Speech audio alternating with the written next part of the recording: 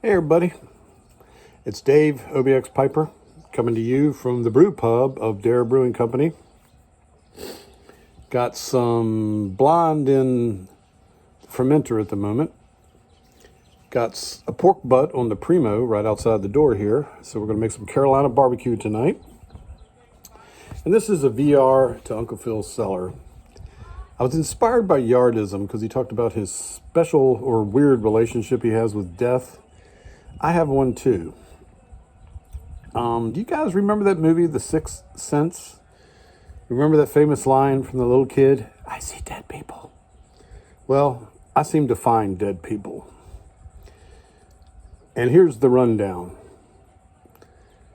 I guess I was about 8 years old. A friend of mine's dad took us to Buckrow Beach. We rode all the little rides. Back then they had amusement parks still. And went out and played in the water. I felt something brush up against my leg. I moved away, and then it brushed up against it again. And it turned out to be a missing female swimmer from the day before. So it was a little bit startling, 8 years old, finding a dead body. Pretty creepy stuff. But that was just dead body number one. Dead body number two, I was fresh out of college, living with several guys in a house, and we also had a garage apartment. A little bitty garage had been converted into a room. And one Saturday, the roommate that I had that lived out there, he didn't get up and go to work. His work called 2 times. Everyone else had left, so I went over there, knocked on the door, no answer, tried the door, it was locked. So I leaned my shoulder into it, and there he was, hanging from one of the rafters. You know that violin music on the movie Psycho? I actually heard that in my head. It was pretty freaky. Turned out, we had asked the coroner or assistant coroner when he got there, did they find a note or anything? And he said, oh, this wasn't a suicide. And I was like, well, what else could it be? And it was that auto asphyxiation stuff, weird sex stuff. But anyway, that was number 2.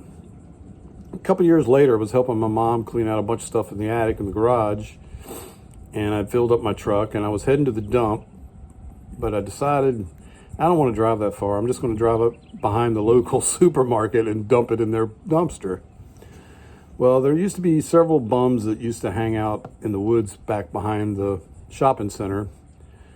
Matter of fact, the nickname for them was the Hydenwood Tea and Social Club. They were always drunk, and panhandling and all that. Well, I pull up to the dumpster. I look over towards the woods, and there's a body kind of laying half in the woods, half in the road.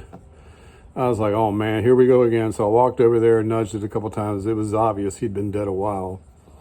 Of course, his buddies just left him there. So that was number 3. Then, fast forward some more to just a couple years ago. I was out paddleboarding in the Sound with my girlfriend, and she had hauled ass ahead of me because she saw dolphins. I looked over towards this marshy area, and I could see something laying there, kind of half submerged. And seriously, in my brain, I was like, oh God, here's another one. And sure enough, I paddled over there, and it was a guy that had been missing like 2 days. So then she came barreling up on her paddleboard, like, what is that, a dead fish? And rammed mine, and man, I came so close to just falling right on top of him. I did manage to fall on my board. Of course, she freaked out. We paddled over to a house nearby, and there were some people outside, and they called the sheriff. But so anyway, that's what nobody knows about me, and mostly nobody knows that. But since I'm kind of new here, it'd be easy for me to tell y'all something nobody knows because nobody knows me. But anyway, that's my story, and I'm sticking to it. Smoking some country lawyer in my Bones Lavat, whichever.